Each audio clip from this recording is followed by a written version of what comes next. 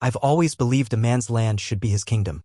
Mine stretches across 150 acres of rolling pasture, forest edges, and solid, good earth not far from the quiet town of Langston, Texas. Folks around here know me as Mason Keller, the farmer with the old stone house and hands too rough for polite handshakes.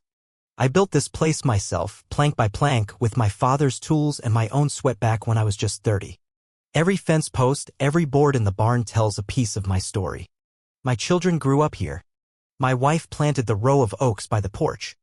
This land isn't just property, it's part of me. Legally deeded, fully mine, and blessedly free of any homeowners association. So when a new development called Willow Ridge sprouted on the other side of the ridge like mushrooms after rain, I didn't pay it much mind. Gated streets, copy-paste houses all painted the same agreeable beige. Mailboxes lined up like soldiers, all of it wrapped in the stifling grip of HOA regulations.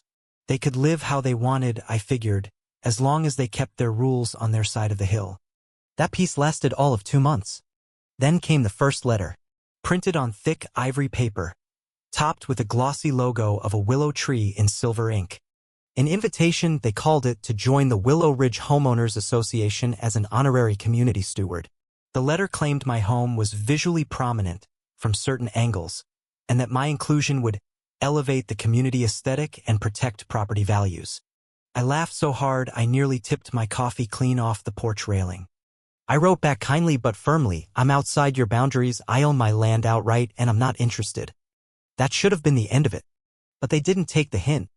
A week later, a black SUV with dark-tinted windows rolled up my gravel drive. 3 people stepped out, all sharp collars and bright clipboards. Leading the charge was a woman with platinum blonde hair ironed flat as a fence board, boots too polished for dirt roads.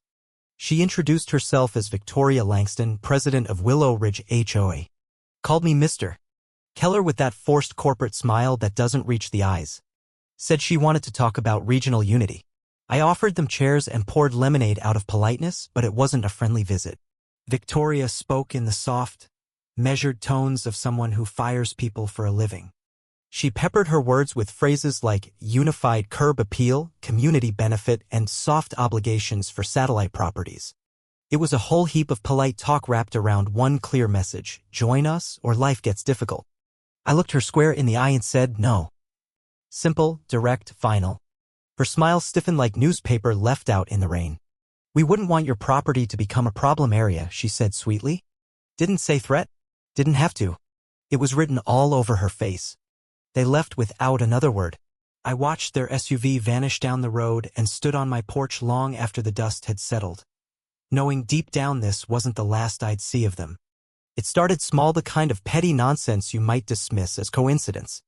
A glossy HOA brochure tucked under my windshield wiper one morning advertising mandatory compliance and preferred landscaping services. Then my mailbox got knocked sideways. Figured it was just kids at first until it happened again. And again. The third time, someone stuffed the box full of dead landscaping flyers, all from businesses listed on Willow Ridge's approved vendor sheet. I didn't call the sheriff. Not yet. I wasn't going to give them the satisfaction of knowing they'd gotten under my skin. But then it got serious. One morning, just after sunrise, while I was feeding the chickens, I spotted it. Spray paint across the far side of my farmhouse wall. 3 words. Big and blocky in red paint. Join or regret. Not graffiti. Not random. Deliberate. Below it, my front gate lay twisted in the dirt like someone had rammed it with a truck. Deep tire tracks cut through the mud.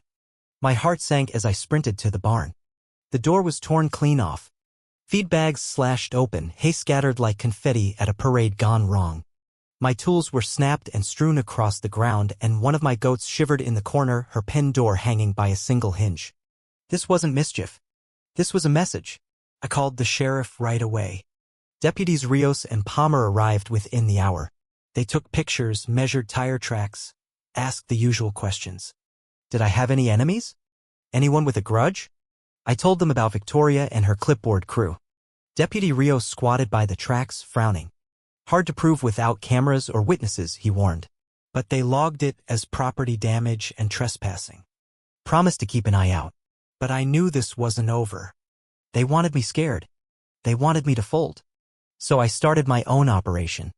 First thing the next morning, I hit the farm supply store and cleaned out their stock of motion sensors, trail cameras, and solar floodlights. Bought 12 cameras. Wired them along the fence lines, the barn, the pastures, anywhere someone might think to creep in. Even hollowed out an old birdhouse and mounted a camera inside. Pointed straight at the eastern field. Linked everything to my phone. Push alerts for any movement after dark. If they came back, I'd be ready. For 3 nights, nothing but raccoons, deer, and my own dog chasing shadows. Then came night 4. Phone buzzed at 2:13 a.m. Live feed showed 3 figures moving along the north fence line, dressed head to toe in dark clothes, hoods pulled up. One of them had a gallon bucket paint, I figured. Another carried bolt cutters. But it was the logo faintly printed on the back of one hoodie that made my blood boil. Willow Ridge HOA. I called the sheriff as I laced my boots. Loaded salt rounds into the Remington. Not lethal, but it'd sting enough to make M think twice. Slipped out the back door and circled wide through the trees, staying downwind. I could hear them laughing as they moved toward the barn. I stepped out from behind the greenhouse, floodlights blazing behind me. "You boys lost," I called. They froze. One dropped the paint bucket with a loud clank and bolted. Another tripped over his boots trying to follow. I raised the Remington and fired a blast of salt into the dirt just ahead of them. Boom. The bucket kid yelped, dropped flat on his face. I kept the gun low but ready. Deputies rolled up 20 minutes later. The one I'd caught, a nervous-looking kid barely old enough to buy beer, sat on a hay bale clutching a bag of frozen peas against the welt on his leg.